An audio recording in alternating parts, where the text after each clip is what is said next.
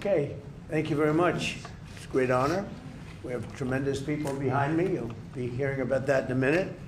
Today is my honor to be discussing the taking of a very historic action to substantially lower costs for consumers, protect hundreds of thousands of jobs, and save Americans well over $2 billion a year by officially terminating the Biden administration's ridiculous regulations imposing costly requirements on refrigerators and air conditioners.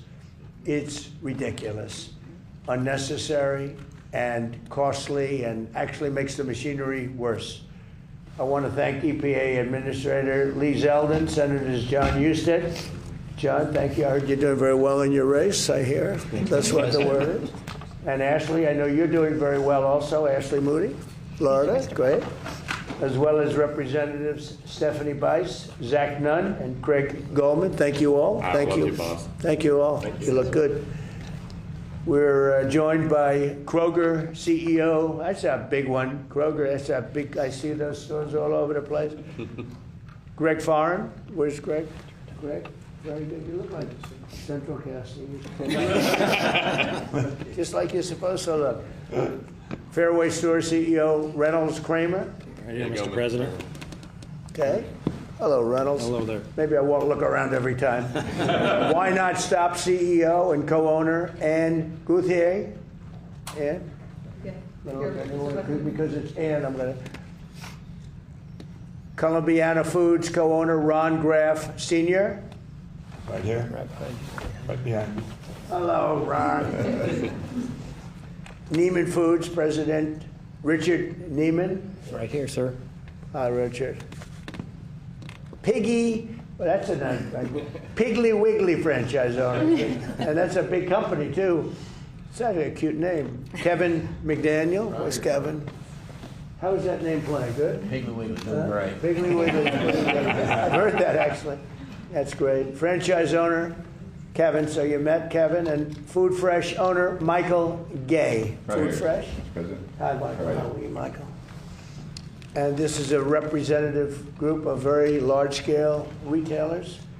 Under the Biden administration, the so-called technology transition rule, which was crazy, forced companies to adopt specific high-cost refrigerants, massively driving up the price of transporting and storing refrigerants and various goods.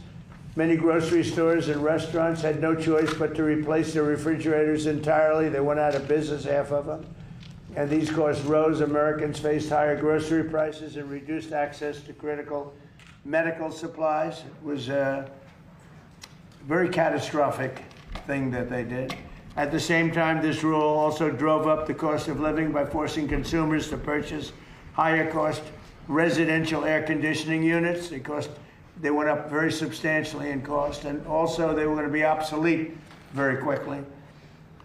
It created national security risk by adding additional hurdles to the already complicated process of manufacturing semiconductors.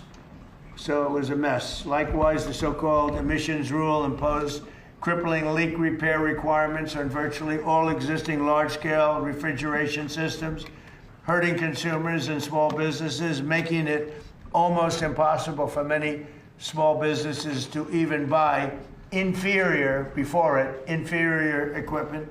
And this is all across the country. The higher cost threatened thousands of jobs and was passed on in the form of higher prices and higher taxes. Today's reforms will deliver significant financial relief, saving American families and businesses more than $2.4 billion. Think of that, each year. Thanks to today's reforms, the American people have lower grocery prices, cheaper transportation of goods, lower costs of air conditioning, at no detriment at all to our country. Zero, including environmental detriment. My administration's historic deregulatory agenda has already saved our country an estimated $1.2 trillion. That's been done over a relatively short period of time. 1.2 trillion with a T. We're committed to fixing and really completely ending Biden's disastrous regulatory policies and delivering financial relief to each and every American, which is what we're doing. This was a tremendous burden, a tremendous cost. These people had to live with it, not only refrigerants, but a lot more. And it was making the equipment unaffordable. And the actual benefit was nothing. It just made it worse. It made life worse, and it made it worse, and it drove up costs tremendously. So now I'd like to ask Administrator Lee Zeldin, who's absolutely fantastic. He's doing an incredible job. We're proud of you, Lee. Really, the job you're doing is incredible. Followed by Greg, Kevin, and Michael. Is that okay? Lee, go ahead, please. Well, thank you, Mr. President. As you know, many Americans were expressing a lot of frustration and anger of this rushed, frantic, reckless sprint by the Biden administration to phase out reliable equipment for grocery stores, for restaurants, and for homes. And the consequences, well, they've been devastating. And once again, the Trump administration is answering the call, which will lower the cost of living for hardworking American families. Now look at this chart to your far right. Today's actions are saving over $2.4 billion for American families. It's safeguarding 350,000 jobs. Just at supermarkets alone, we're going to see a savings of $800 million, which Americans will be able to see when they go and buy their food.